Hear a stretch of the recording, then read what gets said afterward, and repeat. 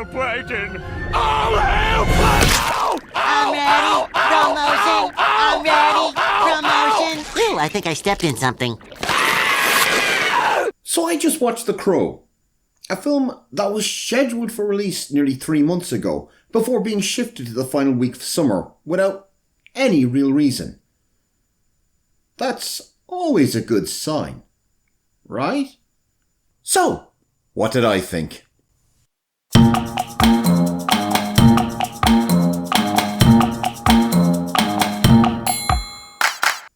When Eric Draven, Bill Skarsgård, and his one true love, Shelley, are murdered, Eric is given one chance to reunite with her in the afterlife. But first, he must kill the man responsible for their deaths. Now, before I go any further, I have to be honest. I never really got The Crow as a movie. Based on the comic book published in 1989, I found it to be all gothic superhero flash over any real substance. You also couldn't escape the feeling that its success at the box office was more to do with the audience's morbid curiosity to see the film that killed its star Brandon Lee than the film's story itself.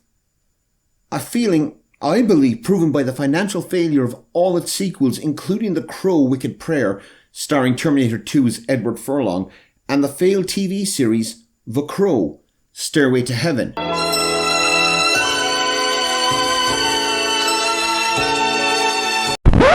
No, sorry, that's Highway to Heaven. But having just sat through the 2024 version of The Crow, it makes you look back at the original and think, you know what? Maybe it really wasn't that bad.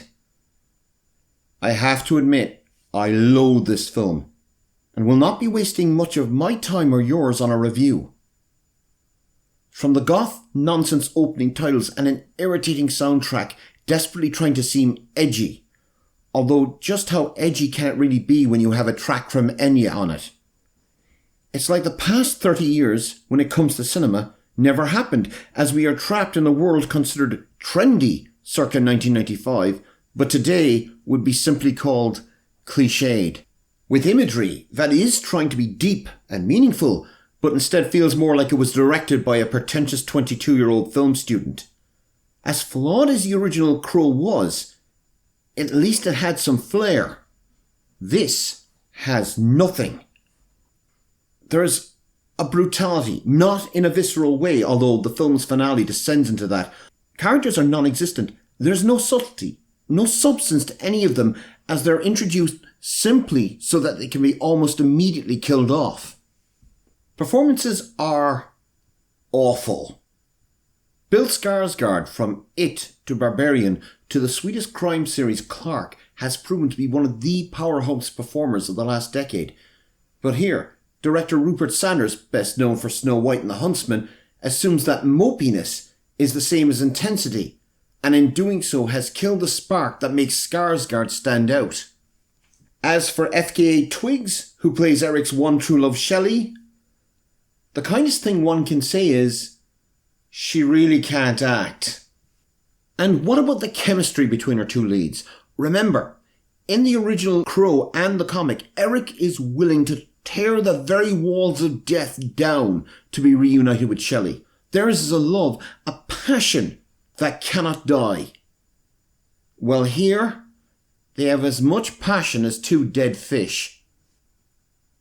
Danny Huston phones it in as the villain rogue, an immortal who can stay living as long as he can deliver corrupted souls of the innocent to take his place in hell. Keeping in the spirit of bad movies from the 90s, he appears to be doing an impression of Gabriel Byrne from End of Days. In the wake of Tuesday night's explosion, investigators from the New York City Fire Department are still at a loss to explain why the restaurant suddenly burst into flames, killing at least 30 Hey, asshole, watch where you're going.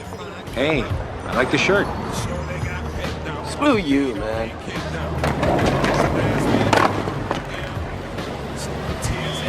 Hey, kid. And the fault has to lie squarely on the shoulders of director Rupert Sanders. Yes, screenwriters Zach Baling and William Schneider must take some of the blame, but the film feels disjointed, incomplete, as if there were scenes, moments missing that no amount of close-ups of crows can cover. action sequences are perfunctory, or even worse, derisory. One gets the feeling Sanders was watching Deadpool for one car fight. While the pacing, the acting, the cinematography, all are muddy. So muddy, it's difficult for the audience to understand what is going on. I found myself looking at my watch at the half hour, wondering how much longer to go. You can see with the blood-soaked finale set in an opera house that Sanders was attempting to mimic far better films such as The Godfather or even John Wick, contrasting the beauty on stage to the violence behind it. But instead, thanks to his poor judgment, both in directing and editing, it comes across as bland, and amongst all the bloodshed and gunplay, somehow just plain boring. Order.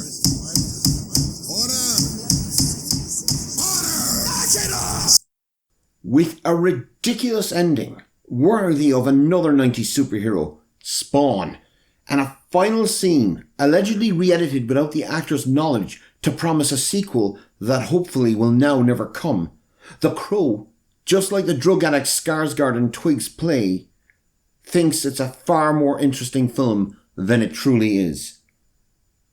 The Crow is in cinemas now, and for the second time this month, a film has achieved my lowest rating.